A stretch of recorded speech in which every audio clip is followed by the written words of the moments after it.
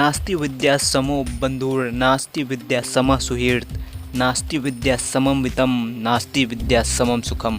इसका अर्थ यह हुआ कि विद्या से अच्छा कोई बंधु नहीं हो सकता, विद्या से अच्छा कोई मित्र नहीं हो सकता, विद्या से बड़ा कोई धन नहीं है और विद्या से कोई ज़्यादा सुख नहीं दे सकता।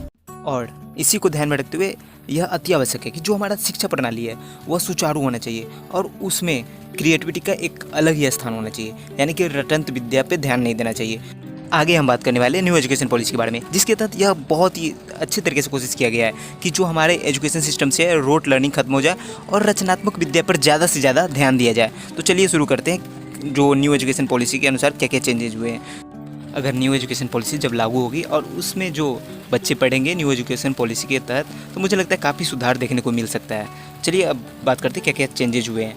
तो न्यू एजुकेशन पॉलिसी के तहत जो 10+2 सिस्टम थी उसको चेंज करके 5+3+3+4 सिस्टम में चेंज कर दिए गए हैं और इस 4 स्टेज को ऐसे बांटा गया है। पहला फाउंडेशन स्टेज, जिसमें कुछ स्टूडेंट के ग्रुप होंगे 3 से 8 ईयर। प्रिपरेटरी स्टेज, जिसमें एज होंगे 8 to 11 ईयर्स। मिडिल स्टेज में एज होंगे 11 to 14 और सेकेंडरी स्टेज में एज होंगे 14 to 18 ईयर्स। सबसे पहले देखते हैं फाउंडेशन स्टेज। तो फाउंडेशन स्टेज को 3 भागों में बांटा गया है। पहला 3 साल का जो प्री प्राइमरी स्कूल होगा, दूसरा क्लास 1 और तीसरा क्लास 2 होगा। इस बात पर भी ध्यान दिया जा रहा है कि क्लास 5वीं तक कम से कम बच्चे मातृभाषा या फिर क्षेत्रीय भाषा पर ज़्यादा से ज़्यादा ध्यान दें और अंग्रेजी की अनिवार्यता को खत्म किया जाए। यह स्टेज ऐसा होगा जिसमें बच्चे खेलकूद या फिर अन्य गतिविधियों से ज़्यादा सीखेंगे और साथ में यह भी ध्यान रखा जाएगा कि बच्चे अच्छे व्यवहार सीखें और पर्सनल और पब्लिक साफ सफाई पर ज़्यादा ध्यान दें। साथ में टीम वर्क और कोऑपरेशन पर भी ध्यान दिया जाएगा। अब हम देखते हैं कि कक्षा 3 से 5 वाले विद्यार्थियों का क्या होने वाला है। तो कक्षा 3 से 5 वाले छात्रों का भविष्य तैयार होगा और उन्हें विज्ञान, गणित, कला, सामाजिक विज्ञान इत्यादि पढ़ाया जाएगा। प्रिपरेटरी स्टेज में 3 साल बिताने के बाद बच्चे अब मिडिल स्टेज में जाएंगे, जहां पर उन्हें 3 साल और बिताने पड़ेंगे और उसमें होंगे क्लास 6 to 8। 6ठी क्लास में पहुंचने के बाद बच्चों को और भी विषयों से अवगत कराया जाएगा, जैसे कि विज्ञान, mathematics, arts and humanities like subject. वैसे यह भी माना जा रहा है कि कोडिंग को 6ठी क्लास से इंट्रोड्यूस किया जा सकता है, जो कि मैं बहुत अच्छा स्टेप मानता हूँ। क्लास 8 से स्टूडेंट जब पास होंगे तो वो क्लास 9 में जाएंगे और वहाँ पर उन्हें 4 वर्ष बिताने पड़ेंगे, क्लास 9, 10th, 11 और 12th, और इसे हम सेकेंडरी स्टेज कहेंगे। वैसे जब हम सेकेंडरी स्टेज का जब जिक्र कर रहे हैं तो यह भी जान लें कि सेकेंडरी स्टेज को 2 और सब स्टेजेज में बांटा गया है। इसमें पहला स्टेज होगा 9th और 10th और दूसरा 11th और 12th। अब हम पहला सब स्टेज पार कर चुके हैं, यानी कि 10th पास कर चुके हैं, तो हमारे दिमाग में एक सवाल जरूर आएगा कि अब कौन सा स्ट्रीम लें। ये लेकिन अभी का सवाल है, लेकिन जब यह एजुकेशन पॉलिसी लागू हो जाएगी तो फिर यह सिस्टम ख़त्म कर दिया जाएगा, यानी कि स्ट्रीम सिस्टम को समाप्त कर दिया जाएगा। और एक आर्ट्स का स्टूडेंट भी अगर कोई उसका साइंस में कोई पर्टिकुलर सब्जेक्ट में अगर इंटरेस्ट है तो वह पढ़ सकेगा, यानी कि जैसे एक आर्ट्स वाले स्टूडेंट को बायोलॉजी में इंटरेस्ट है तो वह भी पढ़ सकेगा। तो ऐसा सिस्टम, यानी कि बहुत सारी फ्लेक्सिबिलिटी लाने की कोशिश की गई है इस एजुकेशन पॉलिसी में।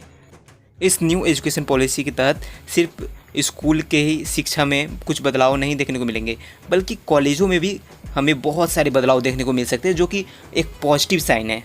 अभी बहुत सारे फील्ड में हम 3 साल में ग्रेजुएट हो जाते हैं, लेकिन इस एजुकेशन पॉलिसी के तहत यह प्रीफर किया जा रहा है कि 4 साल बढ़ा दिया जाए ग्रेजुएशन करने का साल है उसे।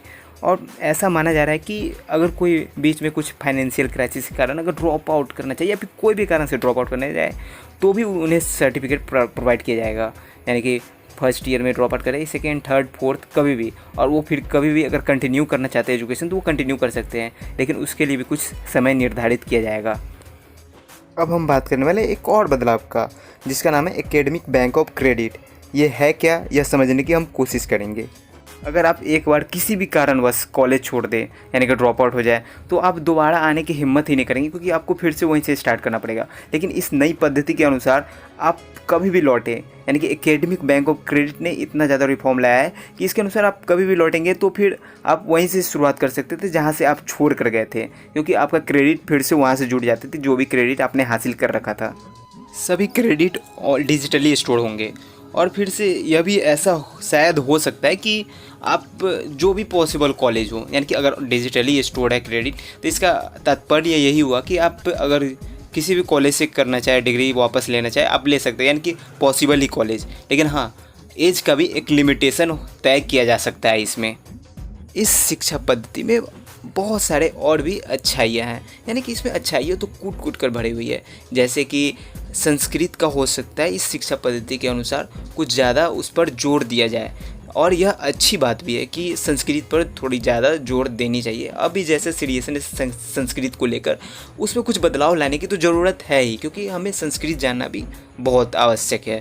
ऐसा देखा गया है कि जो लोग लॉन्ग संस्कृत टेक्स्ट को मेमोराइज करते हैं उनका ब्रेन पावर काफ़ी हद तक सही होता है, यानी कंपैरेटिवली सही होता है, और इसीलिए कहा जाता है कि संस्कृत पर थोड़ा ध्यान दे देना चाहिए। चलिए कुछ खामियां भी देख लेते हैं। जब हम अपने देश भारत की बात कर रहे हैं तो विविधता को नकार नहीं सकते हैं, और विविधता यहाँ पर लगभग सभी चीज़ों में है, तो फिर भाषा को कैसे छोड़ सकते हैं। और यह हमें पता ही है कि हर राज्य की अपनी लगभग अलग ही भाषा है, तो फिर हम एक दूसरे को कैसे कनेक्ट कर पाएंगे अगर क्षेत्रीय भाषा पर ज़्यादा ध्यान दिया जाएगा, जो कि इस एजुकेशन पॉलिसी में कहा गया है।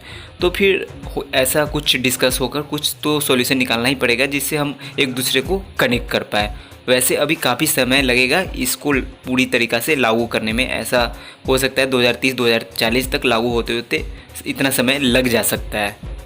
अगर आप इस विषय पर और भी ज़्यादा इंटरेस्टेड है जानने के लिए तो नीचे लिंक प्रोवाइडेड है, आप वहाँ से जी न्यूज़ पर जा सकते हैं, जहाँ पर आप daily news analysis of new education policy देख पाएंगे, जो कि बहुत ही सरल भाषा में प्रोवाइडेड है।